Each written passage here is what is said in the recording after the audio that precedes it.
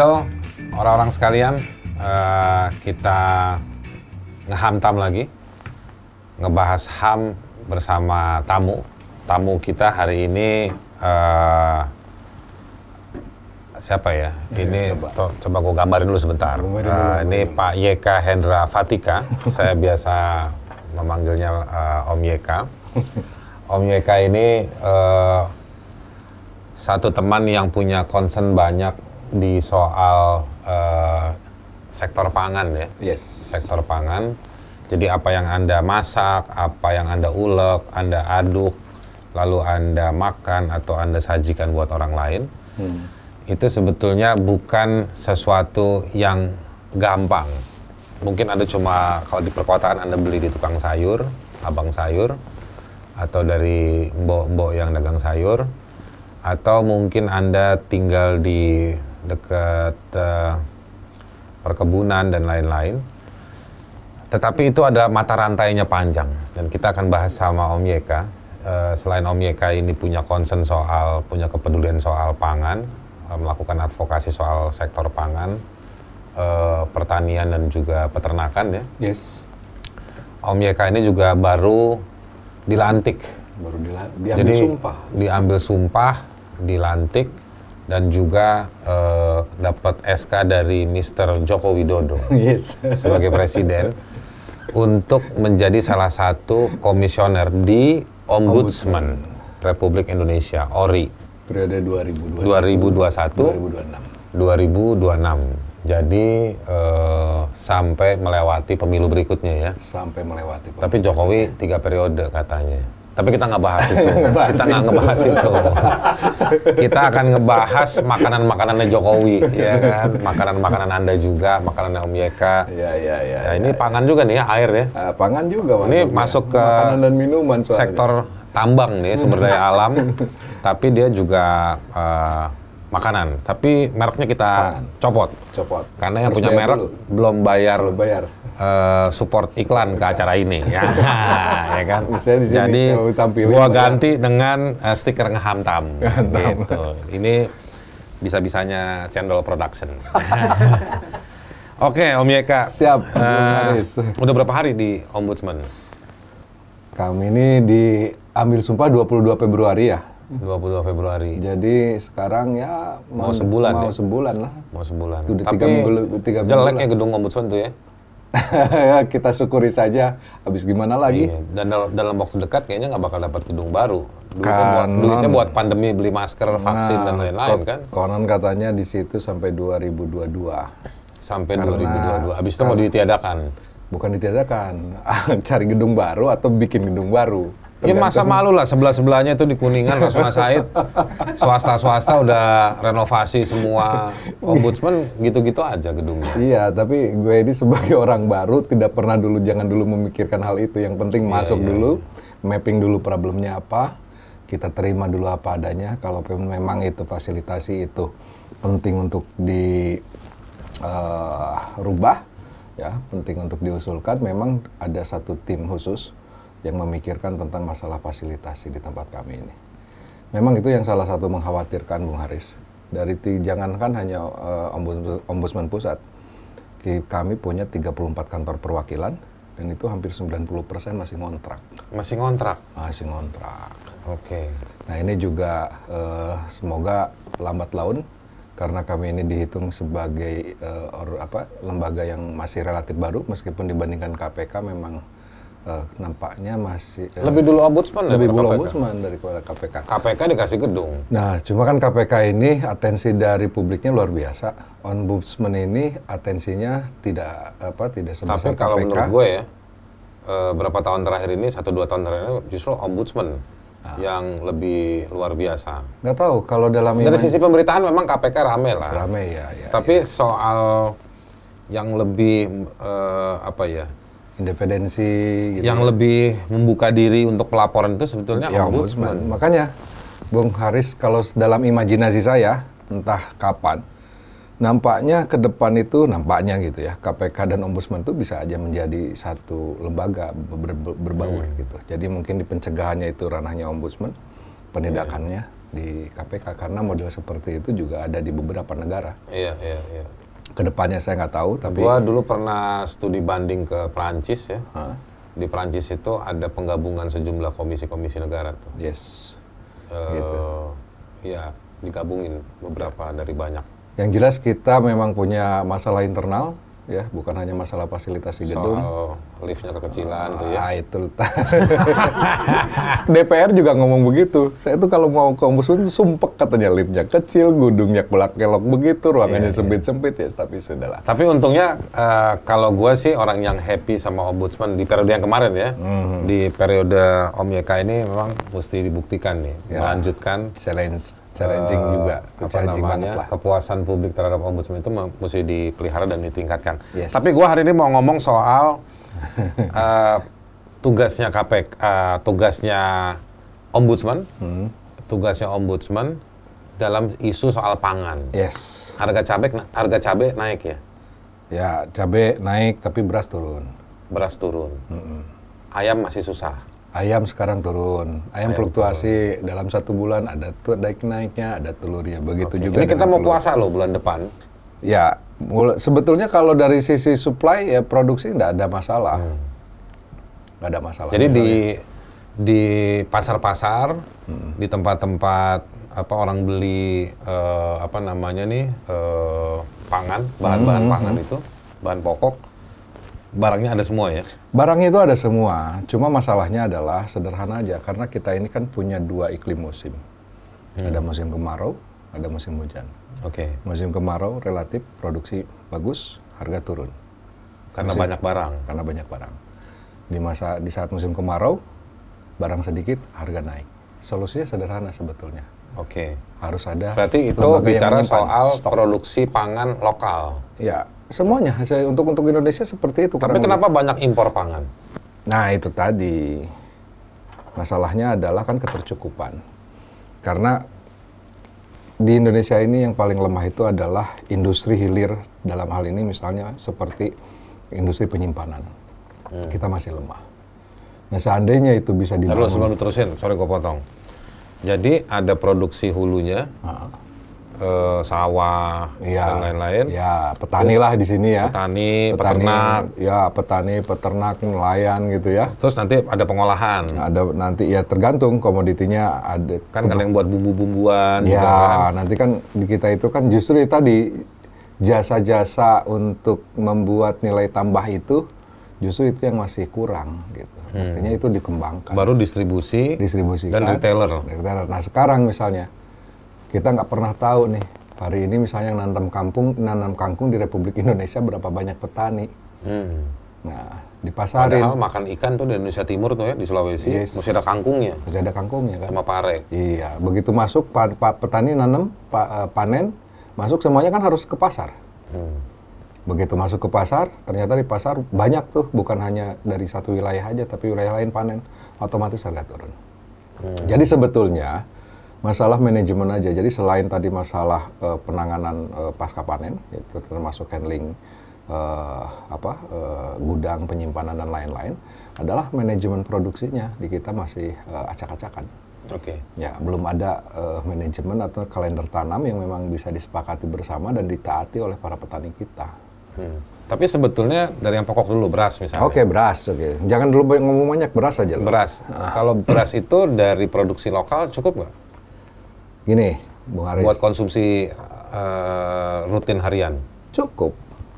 Produksi kita itu setara beras itu kurang lebih sekitar... Tapi kenapa kita masih impor beras? 35 juta ton. 35 juta ton? Produksi beras kita. Per tahun? Per tahun. Oke. Konsumsi produk beras kita sekitar 30 juta ton. Konsumsinya? Konsumsinya. Jadi kan ada surplus. Iya. Tapi jangan lupa, dari beras petani ke konsumen itu kan diparkir dulu. Ada yang di penggilingan, ya, ada yang di pedagang besar, ada yang di pedagang kecil, terus konsumen beli, ada yang di stok juga konsumen dalam jumlah sedikit. Misalnya saya beli beras untuk 1 bulan kan, nggak beli beras untuk 1 hari. Nah, belum juga beras yang ada di gudang Bulog. Nah, jadi karena ada proses penyimpanan ini, penyimpanan ini yang Jadi mengakibatkan nggak berarti keluar semua. nggak keluar semua. Berarti ada yang mengendap. Ada yang mengendap. Nah, jadi karena ada yang mengendap, maka kalau saya rata-ratakan selama 10 tahun terakhir ini, kita ini kebutuhan impor kita itu untuk beras itu sekitar 1,5 juta ton. Kekurangannya? Ya, Berarti kekurangan. cuma dikit dong? Dikit. Nothing. 1,5 juta ton itu nggak ada apa-apa. Jadi kalau kita punya kebutuhan... Hanya berapa persen dari 35%? Tapi gini, pertanyaannya gini, yang mengendap itu dikemanain? Jadi Ya lemper, ada. jadi itu jadi Enggak, karena masalahnya kan gini bro, kalau mau trading beras, kita nggak bisa misalnya, oke, misalnya katakanlah, contoh ya, kemarin ada teman yang minta beras 200 ton, nah misalnya 200 ton per bulan, lah terus saya kontak misalnya, oke coba aja hubungi, nah misalnya salah seorang pedagang besar, tapi kan pedagang besar itu juga dia begitu ada pembeli baru 200 ton, berarti dia harus prepare sebelumnya. Nah, kalau seorang pedagang misalnya katakanlah dia bisa bertransaksi satu hari itu 1 ton saja, paling kecil gitu anggapannya. Itu paling tidak dia itu harus ada stok 14 ton. 2 minggu aman. Paling tidak gitu. Nah, ini masa amannya 2 minggu ini tergantung tiap-tiap pedagang. Oke. Ada yang 1 bulan gitu loh. Ada yang mengendap, ada yang mesti siap-siap, ada yang lepasnya diatur. Belum di penggilingan kan, nggak semua panen langsung digiling jadi beras, disimpan dulu gabah, itu bisa 3-4 bulan. Saya mau tanya begini, itu mempengaruhi harga nggak? Membuat harga jadi mahal? Artinya gini, masyarakat sebenarnya bisa dapat beras lebih murah, dengan kualitas lebih bagus, dan membanggakan dari dalam negeri. Misalnya. Nah, kalau berbicara kualitas panjang ceritanya nih, karena itu berarti kita harus bicara dari mulai benih, dari mulai teknik budidaya gitu sampai ke pengolahan gitu kan, mesin kita tuh ya, mesin-mesin yang ada di biaya distribusi dan lain-lain. Tapi apa yang kita bayar hari ini sebetulnya itu lebih mahal daripada ongkos itu semua. Boleh orang cari untung, tapi karena terlalu banyak kartelnya, terlalu banyak orang yang ngambil keuntungan, atau kenapa nih masalah? Gini, saya mau nanya nih, kalau gitu nggak apa-apa kan? Jangan nanya soal beras, gue udah nggak makan beras. Iya, nah itu tadi. Nah, sekarang anggaplah misalnya, ya kan, kalaupun Bung Haris nggak makan beras, istri anak masih makan beras dong, gitu ya. Bini enggak? Bini enggak, anak makan beras dong. Makan nasi? Makan nasi, ya oke lah, makan nasi kan. Sebulan paling 5 kilo kan? Atau iya. 10 kilo? Enggak. Oke. Nah, gue mau nanya nih, kalau cuma 10 kilo, bro keberatan nggak harga berasnya 1 kilo 50.000? Keberatan, karena kita beli makanan yang lain juga. Gak jujur jawabannya. Karena begini dulu, diskursus tentang beras. Jangan nanya ke gue, nanya sebenarnya kan masyarakat yang lain nah, juga. makanya gini dulu, maka gue nanya kan, Bung Haris ini kan representasi golongan menengahnya udah di atas mau ke atas gitu loh. Kan kurang gue di situ aja gue. gitu kan. Nah, pertanyaan sederhananya gini, beras ini harus murah harus mahal, itu dulu kan? Harus murah. Bagi siapa? Kalau bagi orang kaya yang bisa beli 200.000 di Jepang beras 200.000 nggak masalah. Ya, orang kaya ngapain kalau dia bisa beli 200.000? Tapi orang kaya kan sedikit jumlahnya. Jumlahnya sedikit. Kalangan menengah? Menengah banyak. Gitu kan, menengah cukup banyak. Contoh gini bro. Menengah ke bawah tambah banyak gara-gara pandemi ini. Ya, contoh gini nih. Sekarang kan harga itu ada kebijakan harga acuan pemerintah. Iya. Kalau kita lihat di supermarket, karena ada harga acuan, Permendagnya, lupa lagi nomor berapa, tapi intinya harga beras tuh nggak boleh lebih dari 12.500 per kilo. Yang berlaku sekarang nih? Berlaku sekarang. Oke. Artinya kalau kali 5, 12.500, kali 5 itu ya, berarti 62. Sekitar 62-65 ribuan lah ya. Coba beli beras ke warung ataupun ke pedagang di pasar. Sekilo berapa sekarang? Ada yang 70.000, ada yang 80.000, ada yang 90.000. Padahal si yang pemilik warung dapat untungnya juga. Misalnya saya, karena jauh karena saya saya lebih suka beli di beras di pasar tradisional, karena dia walaupun lebih mahal, kualitasnya lebih bagus ketimbang beras yang ada di supermarket. Gitu loh. Artinya setiap konsumen itu punya preferensi. Untuk milih. Nah coba sekarang, fair nggak harga di supermarket dibikin begitu, harga di pasar tradisional dibiarin? Dibiarin melambung? Ada yang murah juga. Ada yang berasnya murah, misalnya yang harganya 8.000, 9.500, iya. Gitu. Nah, jadi perspektif beras itu, kita ini beras ini harus murah atau harus mahal. Nah, misalnya begini, bagi orang miskin, kalaupun seandainya quote-unquote negara memiliki kemampuan, mereka yang miskin ini katakanlah dari mulai orang miskin ditambah dengan misalnya buruh, kasih beras gratis. Nggak ada masalah. Yang seperti itu berarti beras harus gratis. Dengan kualitas yang juga bagus. Dengan kualitas yang bagus. Oke. Karena mereka miskin, paling tidak ketika makan dia lupa dengan kemiskinannya sejenak gitu. Karena mengkonsumsi beras yang enak gitu kan, makan dengan cukup tempe, garam aja sama cabai. Tapi pertanyaannya di luar itu berarti kita masuk ke kelompok menengah yang punya daya beli, ke kelompok kelas atas yang punya daya beli. Nah, jadi mestinya beras-beras yang di supermarket ya dilepas aja, mau harganya berapapun juga orang datang ke situ pasti orang menengah. Dan jangan lupa. Jadi Om Yeka mau bilang bahwa sebenarnya beras ini bisa dibikin variatif ya? Bisa bikin variatif. Jadi akhirnya kalau bikin variatif, ada insentif bagi petani. Termasuk variatif untuk membeli jenis berasnya. Yes. Dalam arti juga ada variatif untuk mendapatkan beras. Jadi bukan berarti yang jelek hanya buat orang miskin, tapi orang miskin juga bisa disubsidi oleh negara dan pemerintah. Nah, sekarang dalam konteks keombudsmanannya itu. Nah, begini. Ombudsman kan tugasnya mengawasi pelayanan publik dari mulai regulasi, sistem, prakteknya sampai hasil akhirnya. Problemnya soal pangan, terutama soal beras ini di mana? Nah, gue mau cerita dulu sebelum jawab ini, boleh kan? Nah, waktu kemarin habis dilantik, kami ini bersembilan bagi-bagi tugas. Saya ini karena mereka tahu kayak saya di bidang pangan, akhirnya dimasukkanlah ke substansi pangan, ya bidang 3. Bidang 3 itu isinya apa? Pangan? Oh, macam-macam, gado-gado. Jadi dari mulai perdagangan, industri dan logistik, pertanian dan pangan, perikanan, penanaman modal, pajak, bea dan cukai, perbankan, perizinan, asuransi, pegadaian, pengadaan barang dan jasa, serta koperasi. Padahal di pemerintahan di negara yang besar begini, itu semua hal-hal itu ada menterinya. Ada menterinya. Di ombudsman ada di lu semua ya? Iya. Gile. Tapi kan ada juga di yang lainnya. Ya, ada timnya lah. Ada timnya. Tapi yang mau saya sampaikan, orang bilang, karena ada pertanian pangan, gue masuk di situ. Saya masuk di situ. Terus akhirnya saya ketemu tim, tolong bedah laporan 2 tahun terakhir. Gila. Apa yang lo temuin? Nggak ada yang ngeluh di sektor pertanian dan pangan, bro. Nggak ada yang ngeluh? Nggak ada yang ngeluh, nggak ada laporan. Dulu gue pernah laporin sama Om Yeka juga soal ayam.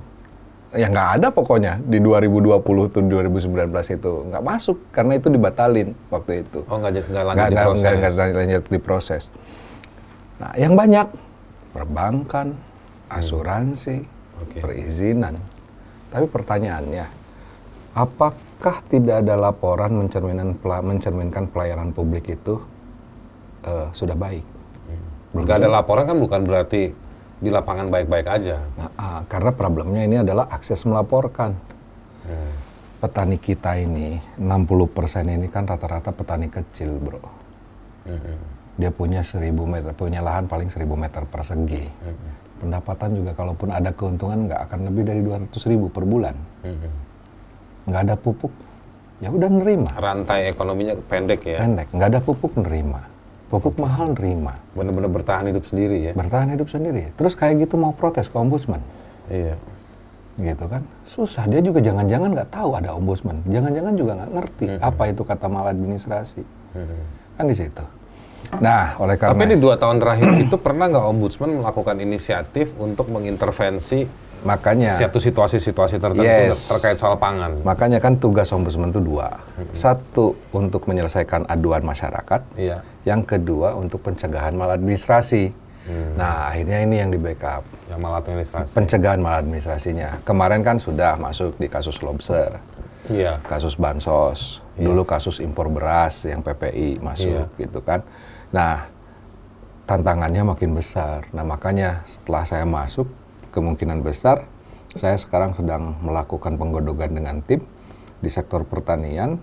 Systemic review untuk pencegahan maladministrasi ini akan diperkuat untuk satu, mengupas masalah subsidi pupuk.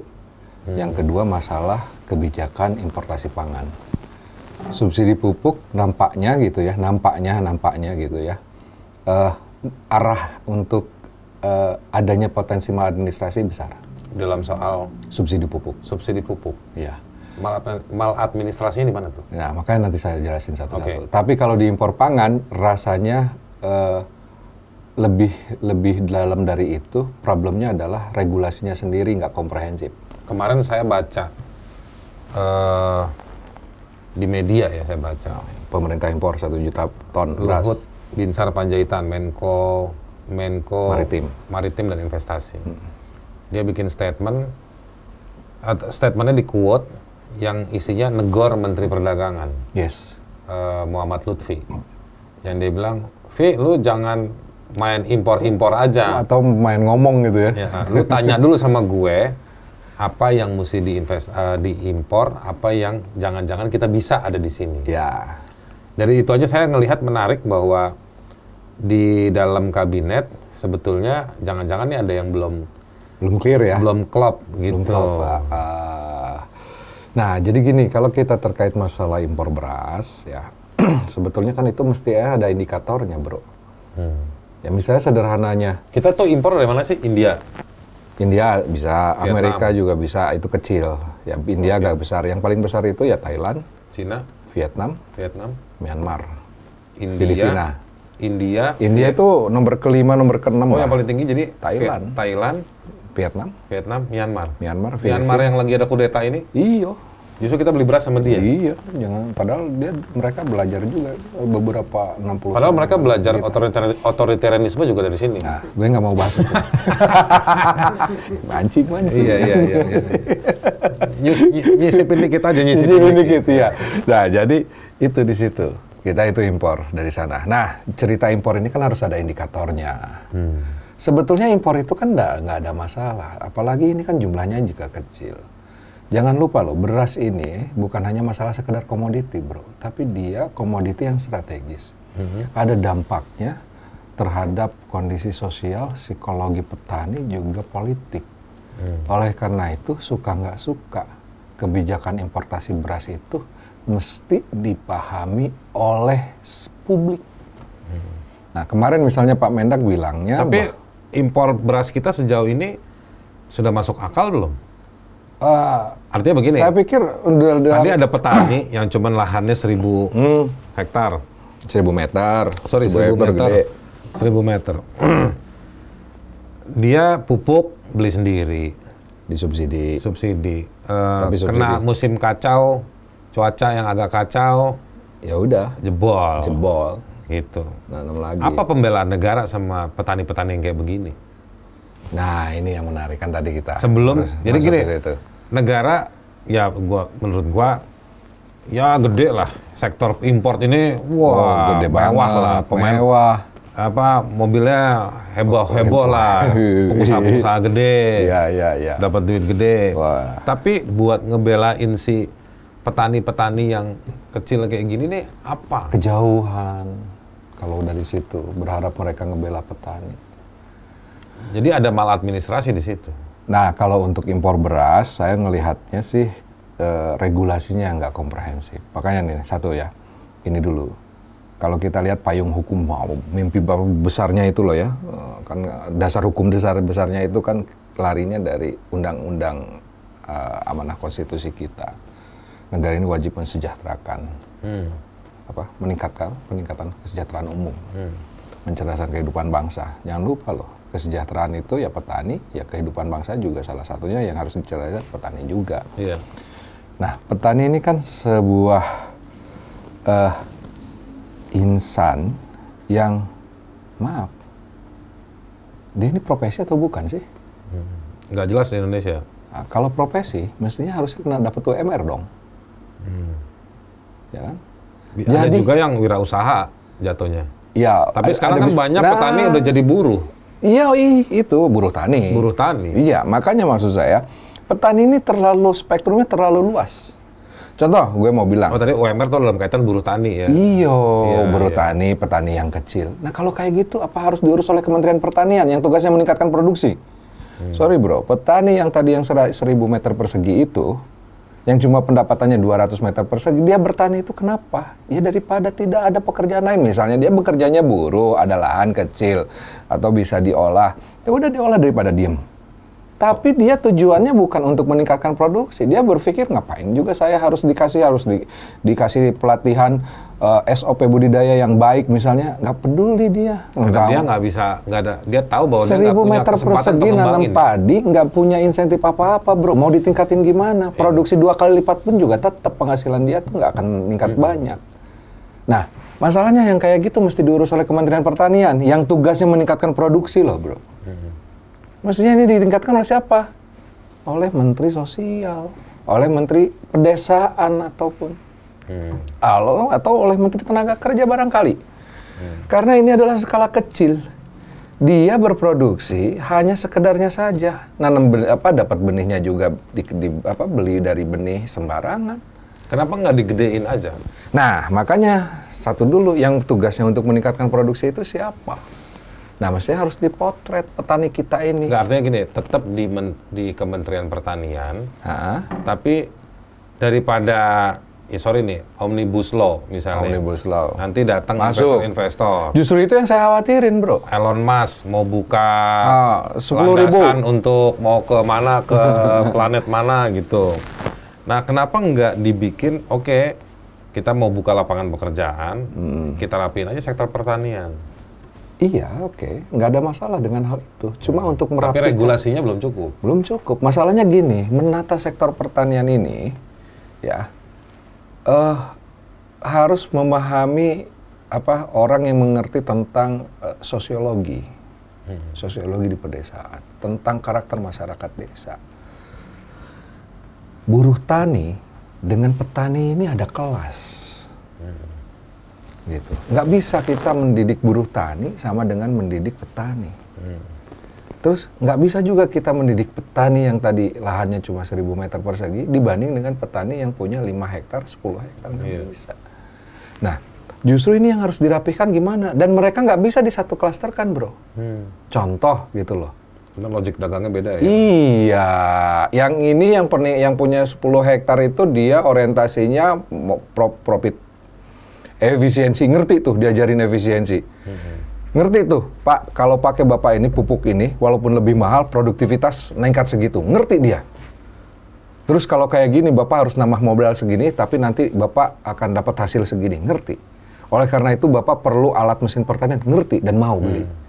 Tapi sorry, ngomong kayak gitu ke petani yang tadi nggak bisa, bro.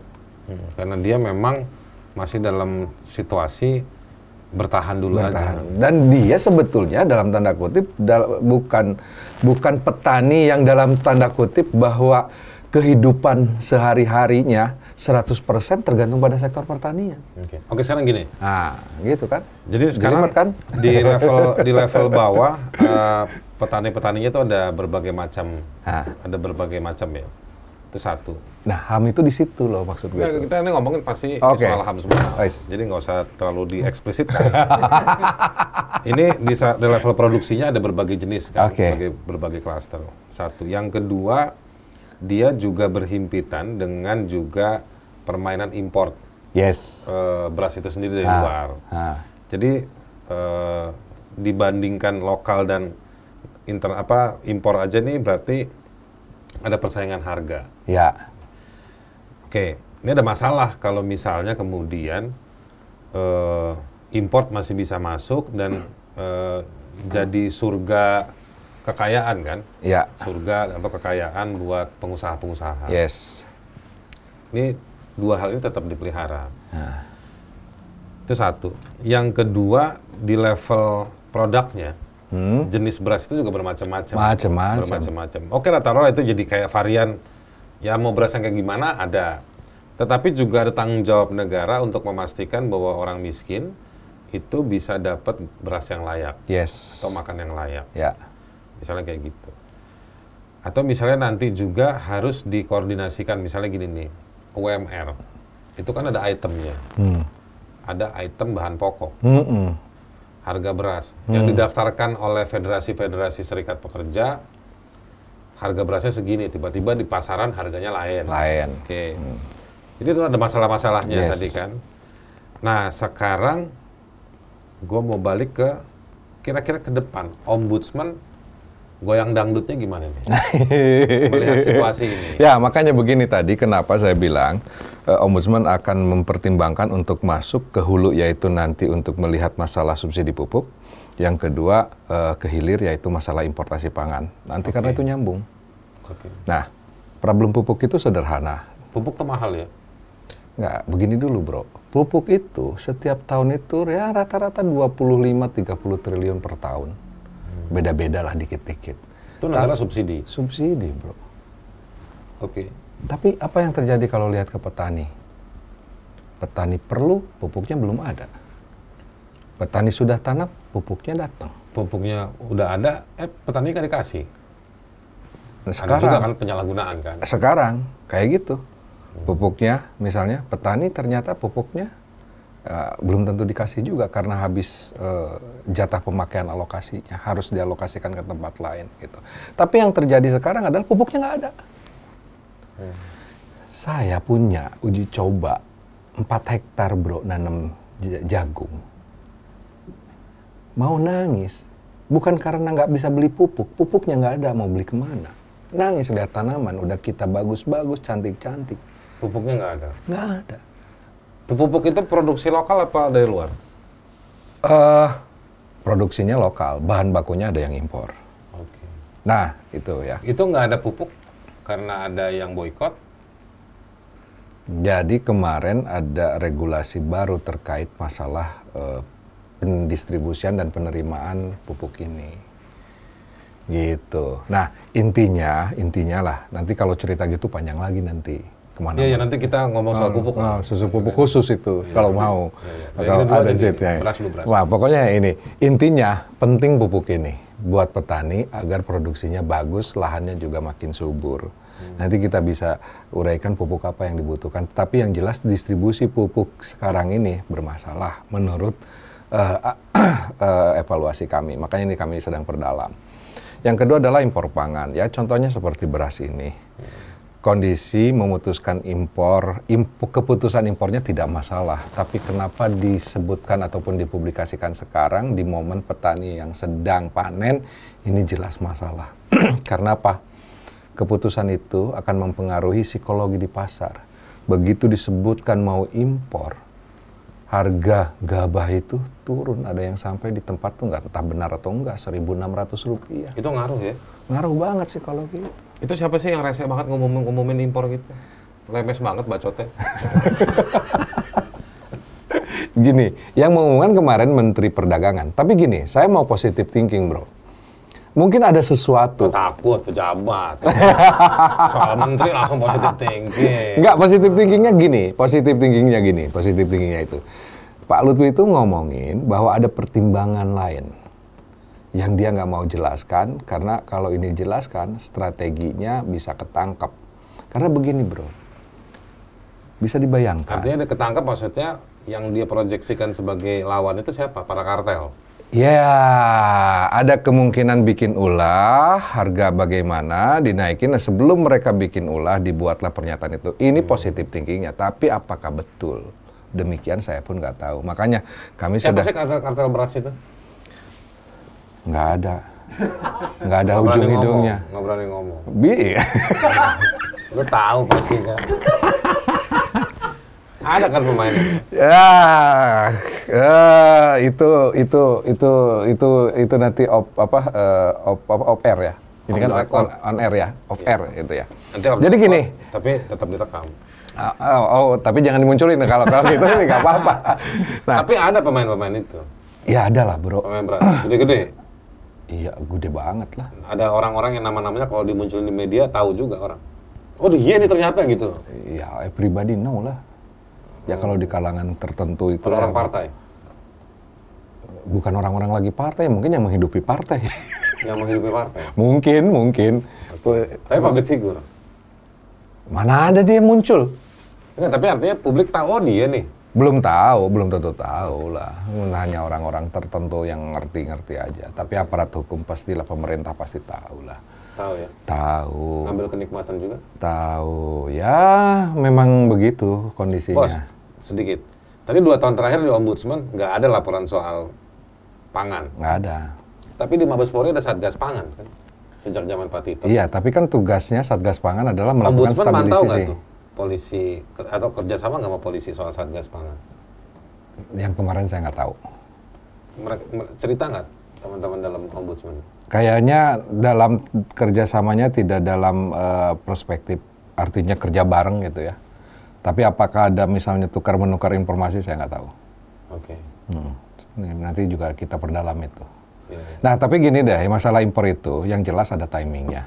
Kalau sekarang nggak perlu, karena meskipun kan yang saya lihat itu pertimbangannya itu karena stok di Bulog nipis. Gini bro, kalau stok Bulog ditipis, masalahnya itu bisa digoreng orang. Pesaing kita ini stoknya nipis, berarti lemah, bisa dimainin. Nah celaka beras ini kalau dimainin oleh banyak orang. Beras ini terlalu penting untuk dilepaskan ke pasar. Nah begitu ada terus stok Bulog ditipis, takutnya khawatir ada ekses-ekses yang nantinya, apalagi pemerintah kondisinya sekarang sedang seperti ini, membuat memicu isu-isu tertentu yang mengganggu stabilitas nasional. Namun kalau menurut saya tidak arif diumumkan sekarang. Karena kondisinya, kalaupun stok itu menipis, panen kan beras melimpah. Nah, hemat saya, jadi impor ini nanti dilakukan, nunggu dulu penyerapan dalam negeri. Misalnya Bulog suruh nyerap, gitu. Nah yang kedua, setelah itu baru dievaluasi. Cukup nggak sampai akhir tahun, setelah itu baru impor. Nggak apa-apa ini, tapi nanti pelaksanaannya di bulan Juli ataupun barang itu masuk ke Republik ini Agustus, September, Oktober. Nah masalah karena di saat itu harga beras tinggi-tingginya. Oke, Pak Yeka, karena waktu kita terbatas, jadi orang-orang sekalian, itu tadi kita ngobrol sedikit nih ya. Sedikit. Dan comot-comot sana-sini terkait dengan beras. Beras yang Anda makan, beras yang Anda suka masak, beras yang sering Anda jadikan simbol-simbol kebutuhan pokok, bahkan Anda dijadiin suka masuk dalam lagu-lagu, lagu dangdut juga ngomongin beras gitu kan.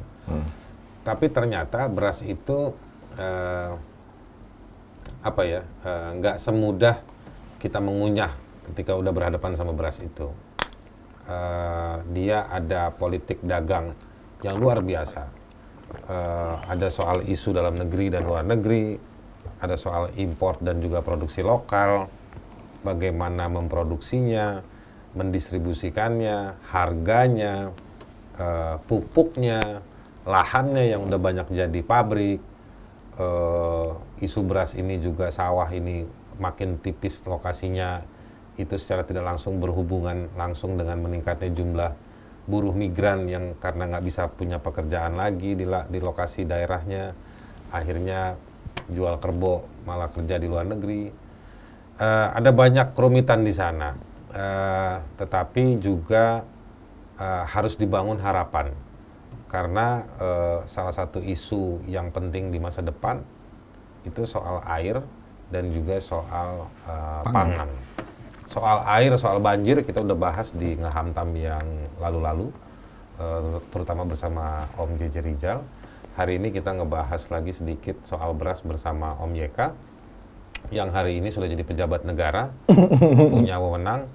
Anda kalau punya masalah terkait dengan pangan, adukan. Anda punya keberatan-keberatan, silahkan Anda laporkan ke Ombudsman. Karena saya kalau ngelapor ke saya lapor ke Ombudsman, saya dimarahin sama Ombudsman.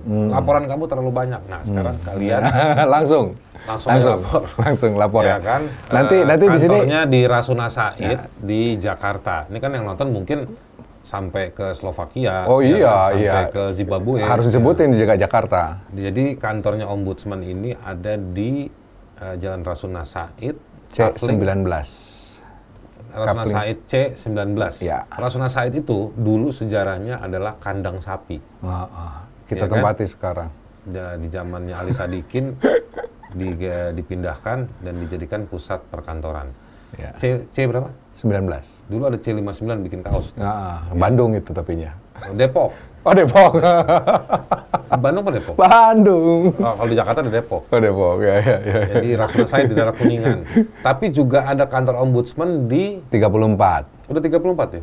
34 tiap provinsi ada lengkap. 34 provinsi udah ada kantor ombudsman-nya. Jadi Anda tinggal cari aja. Website. Ya ada yang benar kerjanya, ada yang juga nggak benar. Gue tahu ombudsman ada yang nggak benar juga kerjanya di daerah. Iya.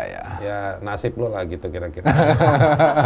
Kita akan ketemu lagi di tema-tema lain. Mungkin juga di tema pangan. Nanti kita akan bahas yang soal lain-lain. Tadi gue sebenarnya buka pertanyaan pakai cabai, malah ngebahasnya soal beras. Iya. Kita akan ketemu di hantam berikutnya. Makasih Om Yeka.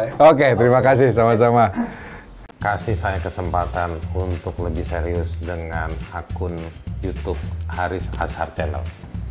Komunitas Cendol Production membantu saya untuk memproduksi, ya kan? Supaya tiap 2 hari bisa ada video baru. Saya tidak akan respon setiap saat komentar yang ada di setiap video, tapi saya akan banyak belajar dan tetap mencoba merespon pada kurun waktu tertentu semua komentar-komentar yang muncul di tiap video. Jadi jangan takut untuk berkomentar, karena itu milik kita untuk saling bertukar informasi dan saling mengapresiasi.